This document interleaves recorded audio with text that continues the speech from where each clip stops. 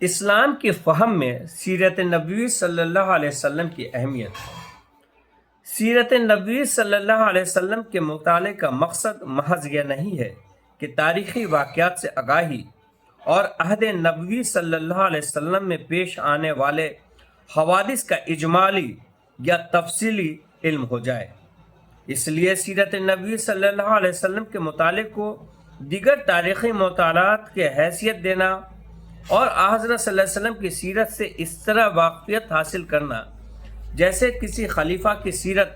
یا کسی گزشتہ تاریخی عہد کے بارے میں حاصل کی جاتی ہے، مناسب نہیں ہے۔ مطالعہ سیرت کا اصل مقصد یہ ہے کہ مسلمان اسلامی حقائق کو اصول و ضوابط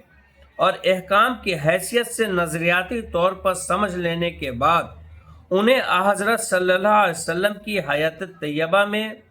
عملی شکل میں دیکھے۔ یعنی سیرت نبوی صلی اللہ علیہ وسلم کا مطالعہ محض ایک طبیعتی عمل ہے جس کے ذریعے اسلامی حقائق کو کامل ترین شکل میں اعلیٰ ترین نمونہ حضرت محمد صلی اللہ علیہ وسلم کی شخصیت میں مخصوص دیکھا جاتا ہے۔ اس مقصد کا اگر ہم بالتفصیل تجربہ کریں تو اسے درج ذیل تفصیلی مقاصد میں بیان کر سکتے ہیں۔ پہلا، تاکہ رسول اللہ صلی اللہ علیہ وسلم کی حیات اور احوال کا مطالعہ کر کے آپ صلی اللہ علیہ وسلم کی نبوی حیثیت کو سمجھا جا سکے اور اس چیز کی بخوبی وضاحت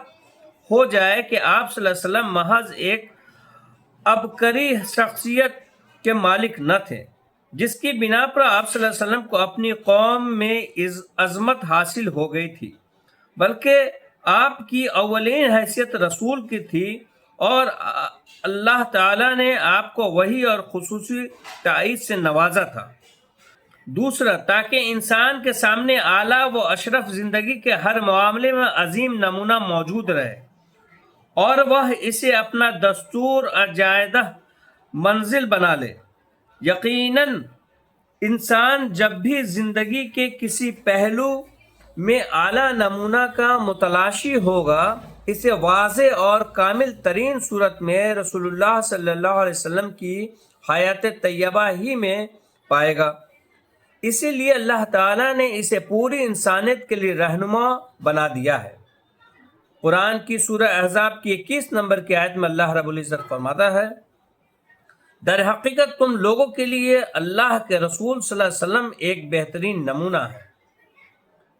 تیسری،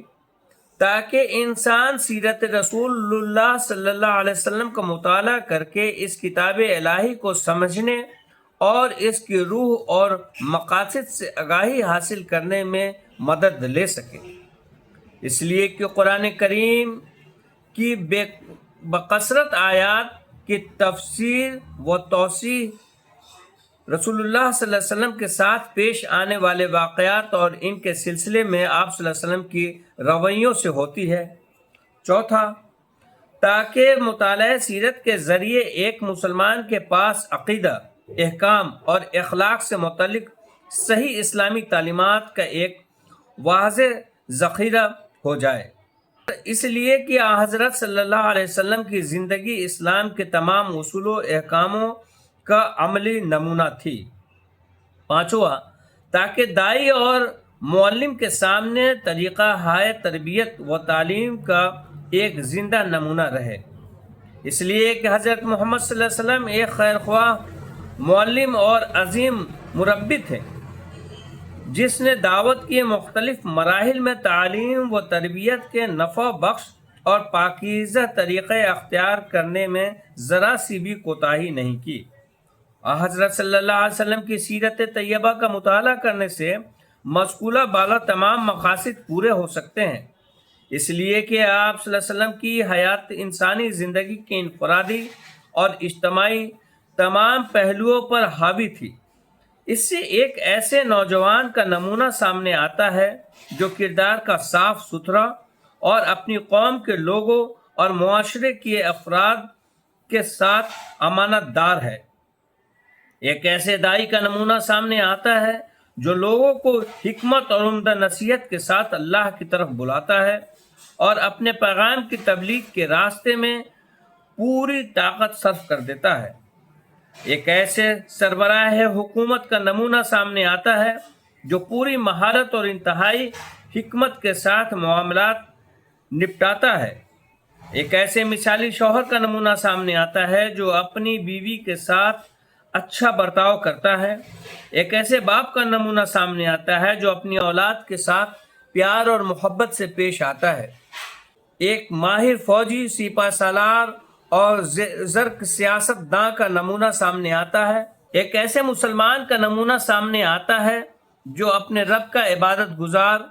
اور اس کی طرف یکسو ہوتا ہے اور اپنے اہل و عیال اور اصحاب کے ساتھ بھی لطف زندگی گزارتا ہے اور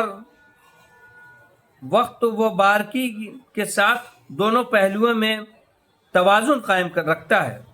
سیرت نبی صلی اللہ علیہ وسلم کے مطالعے سے انسانی زندگی کے تمام پہلو اعلیٰ ترین نمونہ اور کامل ترین شکل میں ہمارے سامنے ابھر کر آ جاتا ہے۔